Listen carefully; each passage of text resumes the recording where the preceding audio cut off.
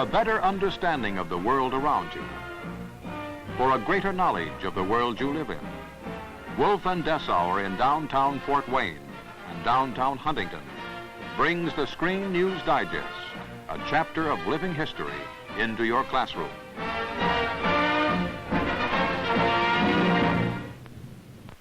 I want to thank again the American people for the magnificent effort which, under the leadership of your two great presidents, Roosevelt and Truman, has made possible the victory.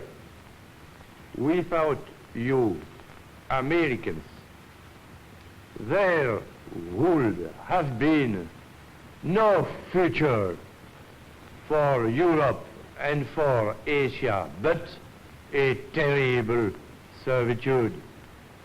There would have been neither justice nor freedom for the world. Long live the United States of America.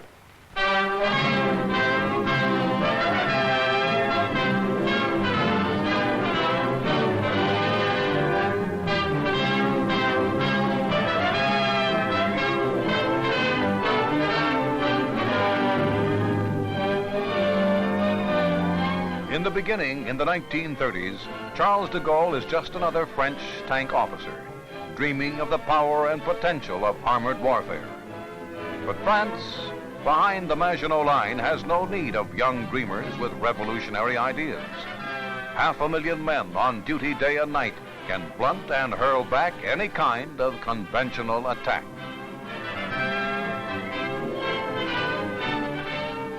Only the war that comes is not a conventional war. It is a lightning war, a blitzkrieg.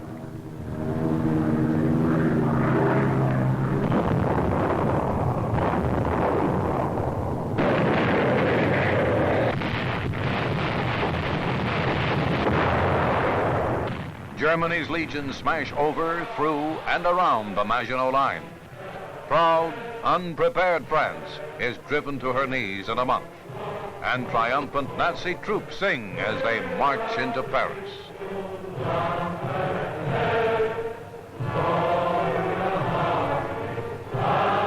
To the north, riding a special train that crosses the Rhine River into France, is Adolf Hitler. He comes to redeem, to purge, to avenge the bitter memory of Germany's defeat in World War I. It is a happy journey with a perfect ending. A tiny village called Compiègne, where Germany surrendered to France in November 1918. Adolf Hitler, a ragged corporal in that losing army, has taught the world that men and times can change times and men. And in this hallowed French shrine, the Fuhrer struts and swaggers and dances his little jig of joy. Marshal Henri Pétain, hero of World War I, becomes the pathetic symbol of French surrender and collaboration, a tired old man lacking the strength and spirit to fight on. A stunned and helpless world can only watch as the grim drama is played to its tragic end. For Adolf Hitler, this is his moment supreme. For fallen France, this is her darkest hour. The German Führer accepts every salute, every cheer, every wave, content in the knowledge that he alone is master of the European continent. The victory over France is complete and final. She is finished. And yet she is not. Charles de Gaulle has escaped to London, and he will not surrender. France has lost a battle, he says, but France has not lost the war. My countrymen, rally to me. They do. Charles de Gaulle, man without a country, becomes the symbol, the leader of free France. Army, Navy, and Air Force units are organized in England. De Gaulle insists they must train as French units, a demand that angers many Allied leaders. He speaks, thinks, dreams only of liberating France. He sets up an underground army to harass and sabotage the Germans. And the Nazis never know where or when the saboteurs will strike.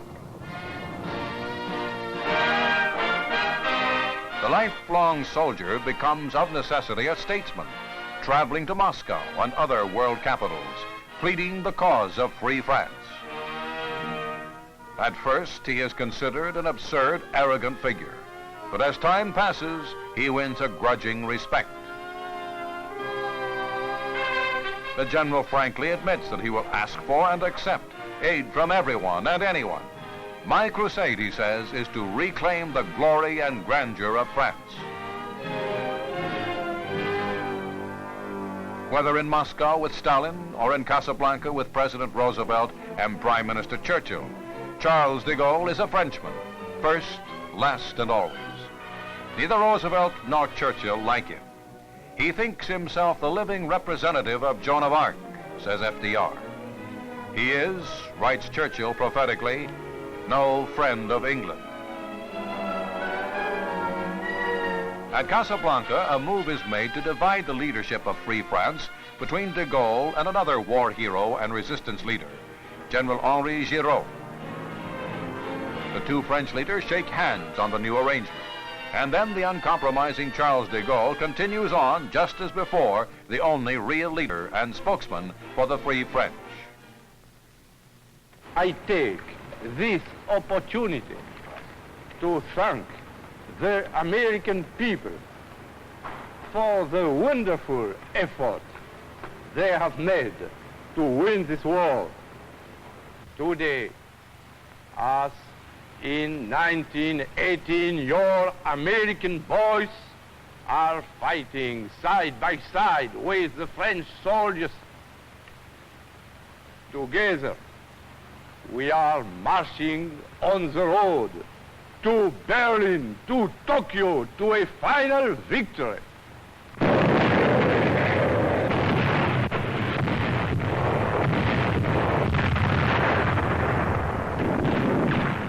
D-Day, June 6, 1944. Freedom returns to France.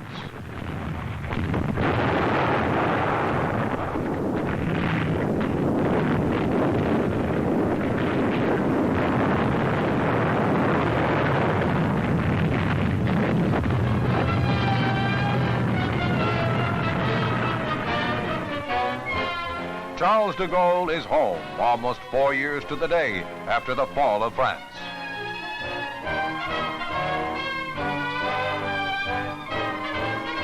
Although long suspicious of President Roosevelt, de Gaulle confides to General Eisenhower, without America's help, liberation would never have come. This day and the ones that follow are an endless blur of cheers and hands, shouts and faces.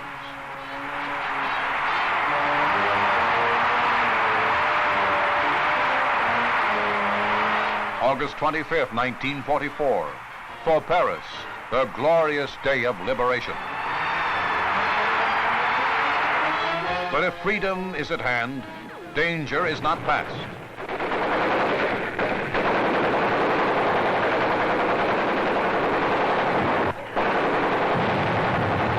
German snipers left behind to assassinate de Gaulle have failed in their mission, but the battle in the streets scatters the crowd. De Gaulle remains impassive, unconcerned, impatient. At last, the final German soldiers are cornered and captured. The conquerors have become the conquered, to be jeered, to be cursed, to be spit upon by the people of Paris, free at last.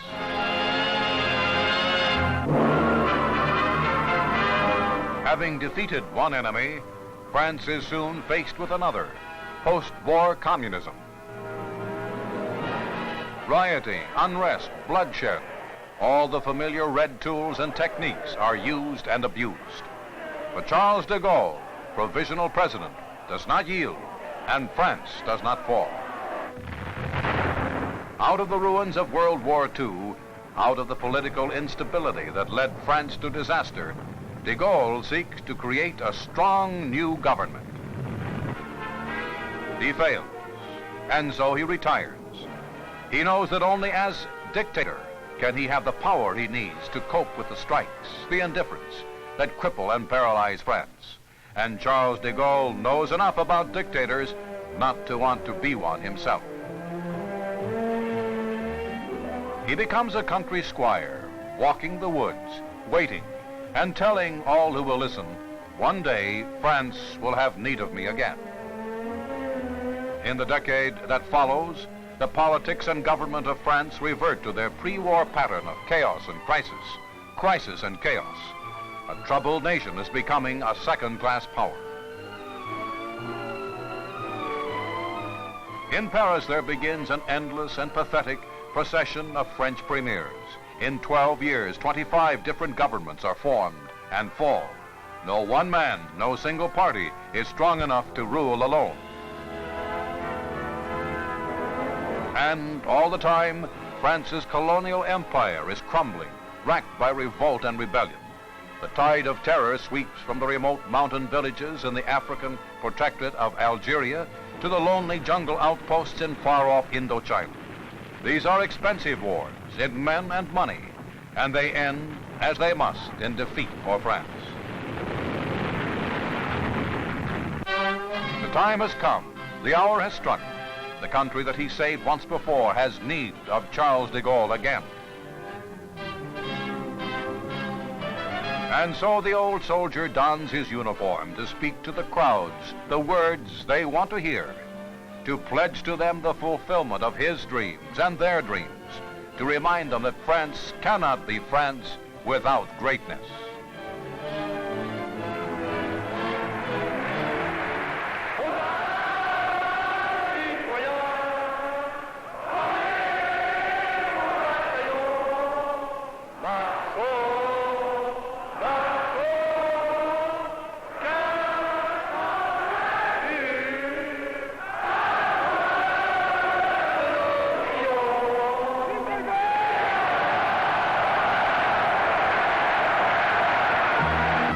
The French people rally to de Gaulle in 1958 as they did in 1940.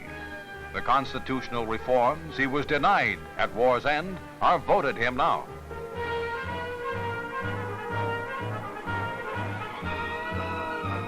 January 1959, Charles André Joseph Marie de Gaulle sets out to do what no other man in modern history has done.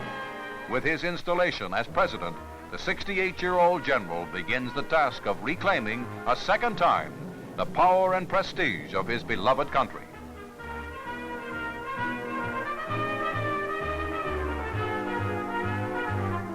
This second struggle will be no easier than the first. In the post-World War II days, France has remained a junior partner in the community of free nations headed by Great Britain and the United States. The Big Two makes the decisions, and France does little but ratify them. Then, with swiftness and suddenness, two things would happen to bring France out of the shadows and end the era of Anglo-American domination of the European continent. One of the events will be violent, one peaceful.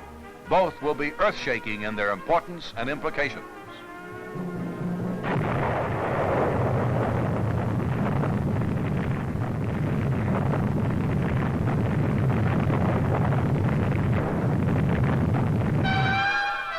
February 1960, France has joined the world's atomic powers.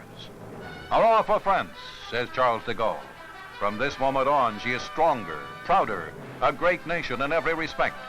He tells the world France will go forward with developing her own independent nuclear force.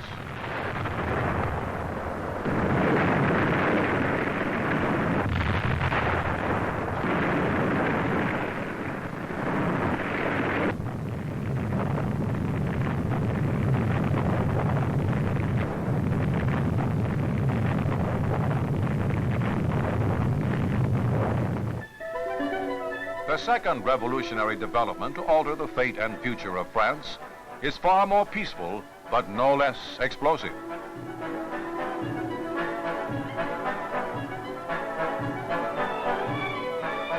It begins in the coal mines of France and West Germany. and soon it spreads to every form of economic activity, not only in these two nations, but in Italy, Belgium, the Netherlands, and Luxembourg.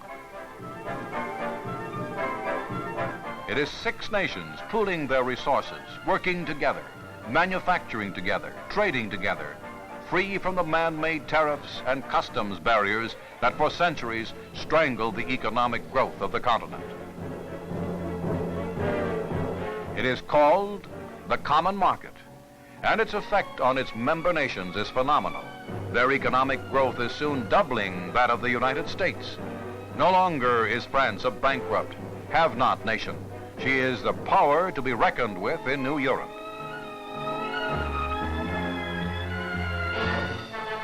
It is under these dramatically changed conditions that England in 1963 applies for admission to the common market. It is ironic but true that every member was a defeated or occupied nation in World War II. Now they sit in judgment, each one holding the power to veto England's entry. It is France who does so. Her foreign minister, speaking for Charles de Gaulle, says England is not and never has been a truly continental power. She has, he adds, been too long allied with American interests and ambitions. There is nothing left to say or do. England is out of the common market.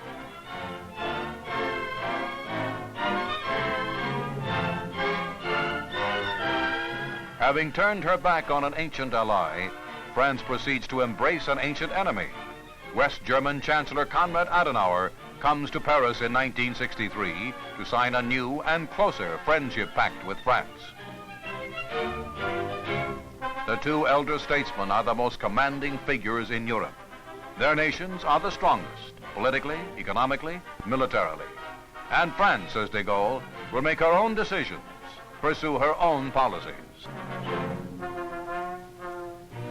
Then Charles de Gaulle kisses the leader of the nation whose soldiers his countrymen cursed, jeered, and spit upon 20 years before.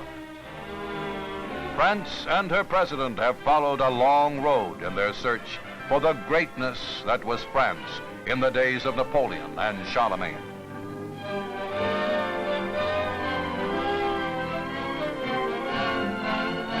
It is a bold road, a proud road, and it is charted by a deep de Gaulle conviction that glory gives herself only to those who have always dreamed of her.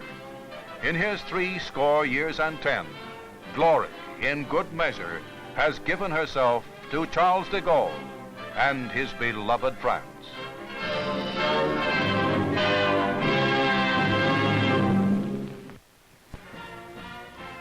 To widen your horizons, to stimulate your interest in things going on about you, Wolf & Dessauer, one of America's great department stores, has presented the Screen News Digest as a public service.